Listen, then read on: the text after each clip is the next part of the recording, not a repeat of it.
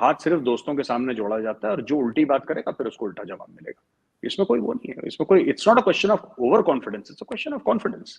ये आपने बड़ी, देखिए मैं बता रहा हूं, बहुत कुछ गंवा के आरजू जी, बहुत कुछ खो के ये कॉन्फिडेंस पाया है इंडिया ने। ये किसी अमेरिका ने हमें मुफ्त में नहीं दिया, खैरात में नहीं दिया, बहुत हमने ये कॉन्फिडेंस, वो मैं दिन जानता हूं जब इंडिया ने, मैंने देखा था, मैं बहुत छोटा था जब कितनी प्रॉब्लम्स थी यहाँ पे।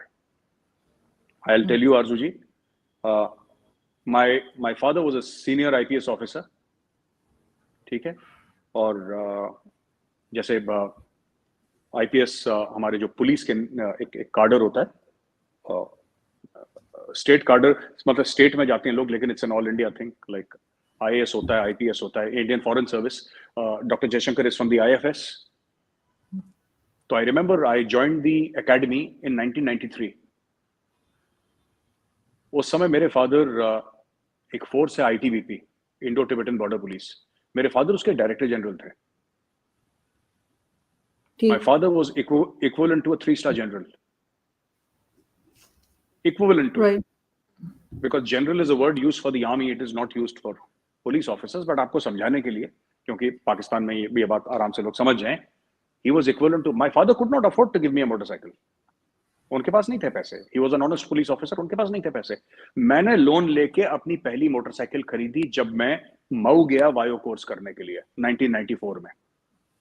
मैंने पैसे लिए, मैंने अपनी बाइक खरीदी, कावासाकी बजाज खरीदी थी मैंने सबसे पहले। एक अपनी बाइक मैंने ली थी उस समय, वो मेरी पहली बाइक थी, तो मैंने ली। My father could not give it. तो हमने वो दिन भी देखे हैं जहां पे एक बहुत सीनियर आईपीएस ऑफिसर जो कि डायरेक्टर जनरल थे, एक फोर्स के, एक नेशनल फोर्स के डायरेक्टर जनरल थे, he could not give his son a motorcycle.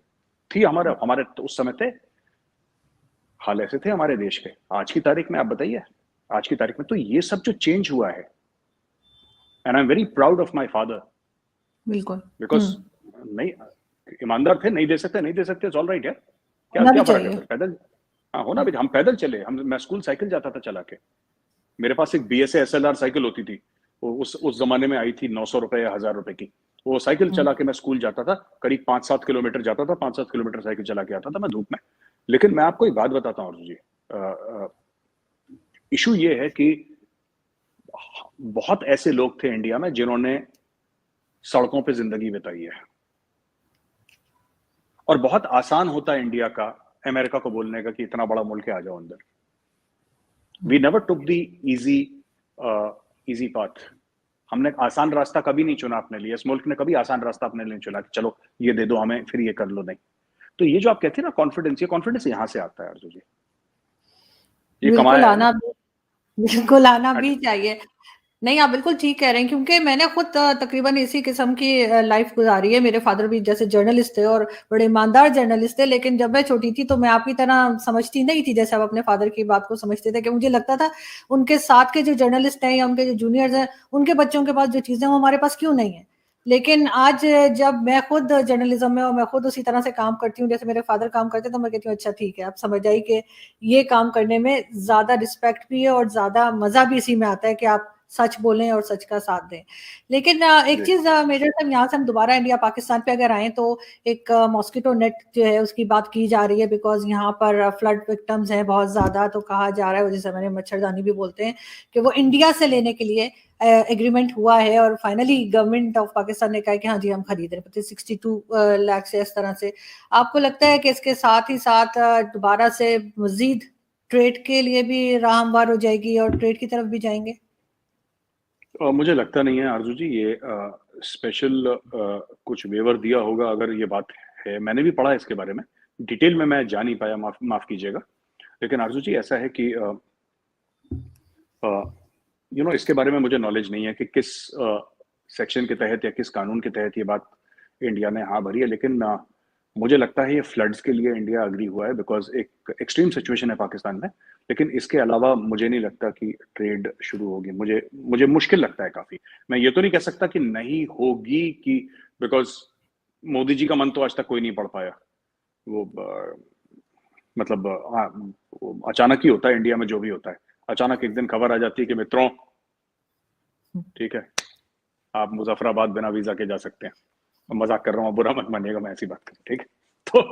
तो मोदी जी का कुछ पता नहीं है, लेकिन आई डोंट नो, मुझे मच्छरदानियों के बारे में इतना आइडिया नहीं है Arzoo ji, but let's see, I think it's a good step, क्योंकि वो, मैं सिर्फ जो 4 करोड़ परेशान लोग हैं, हमें उनकी मदद करनी चाहिए। मैं फिर बार बार कह रहा हूँ, काफी हिंदुस्तानी डिसएग्री करते हैं मुझसे, पर मैंने बोला ठीक है भाई, अपनी अपनी राय है। मेरी राय है कि वो जो परेशान हैं, जो मुफलिस हैं, जो गरीब हैं बेचारे, जो फ्लड से, सबका सब कुछ ठीक है, why not. But overall as a country to country मुझे लगता नहीं है कि ट्रेड होगी आजू जी। बिल्कुल ठीक, लेकिन खैर कुछ भी हो सकता है, इंडिया पाकिस्तान से आप कुछ भी उम्मीद लगा सकते हैं। मगर लास्ट में मैं आपसे ही पूछना चाहूंगी गौरव जी कि आपको फ्यूचर क्या लग रहा है इमरान खान का, और जैसे फैज हामिद को लेकर काफी कहानियां चली, इमरान खान और फैज हामिद, और साथ ही आसिफ गफूर, उनको कैसे भूला जा सकता है, ये जो कुछ वो ट्विटर पे लिखा करते थे। तो आपके ख्याल से कि इनका क्या फ्यूचर है, ये तीनों मिलकर फिर कुछ कर पाएंगे, या ये कि इमरान खान का जो पॉलिटिकल कैरियर है वो आपको यहाँ पर खत्म होता हुआ दिख रहा है? मुझे लगता नहीं है कि खान साहब का, देखिए, मेरे लिए कहना बड़ा मुश्किल है आरजू जी कि मैं कुछ प्रिडिक्ट कर पाऊँ, क्योंकि पाकिस्तान के बारे में कोई भी प्रिडिक्शन करना ठीक नहीं है। लेकिन मुझे ऐसा लगता है कि कहीं ना कहीं आपकी जो एस्टेब्लिशमेंट है, उसके जो मजबूत जो उसके पार्ट्स हैं, इंक्लूडिंग आर्मी चीफ, कहीं ना कहीं इनकी एक अंडरस्टैंडिंग है कि ये इमरान खान को नहीं आने दिया जाएगा। तो नेक्स्ट आर्मी चीफ जो होंगे नवंबर 28 को या 30 को, 29 को, जब भी बनेंगे नए आर्मी चीफ, वो वो डिसाइड करेंगे फ्यूचर कोर्स। बट मैं एक चीज कहना चाहता हूँ अर्जुन जी, आपके आंसर का, आपके सवाल का जवाब यही कि मुझे नहीं पता इसके बारे में, आई डोंट नो कि क्या होगा, लेकिन नहीं, आप एक मुझे अंदाजा तो दे सकते हैं। मुझे कम चांसेस लगते हैं। इमरान खान बन भी सकते हैं प्राइम मिनिस्टर, लेकिन मुझे चांसेस कम लगते हैं। इमरान खान ने बहुत ज्यादा कह दिया, बहुत ज्यादा उनको, जिसको कहते हैं ना कि एक कभी भी एक लक्ष्मण रेखा पार नहीं करनी चाहिए। उन्होंने कई बार लक्ष्मण रेखा पार कर दी। उनको देखिए हर चीज का रिपरकशन होता है। उनको ऐसा लगता है कि आर्मी चीफ कुछ नहीं कह रहा इसलिए आर्मी चीफ आपका डर, ऐसी बात नहीं है। जब समय आएगा तो एक्शन होगा, और फिर अचानक होगा एक दिन रात को, अगले दिन पाकिस्तान में ब्रेकिंग न्यूज सीधी आएगी कि ये हो गया है। और ऐसा पाकिस्तान में कई बार हो चुका है। अचानक एक दिन खबर आई थी कि जुल्फिकार अली भुट्टो गॉन। एक दिन अचानक खबर आई थी कि 10 साल के लिए जद्दा चले गए नवाज शरीफ साहब।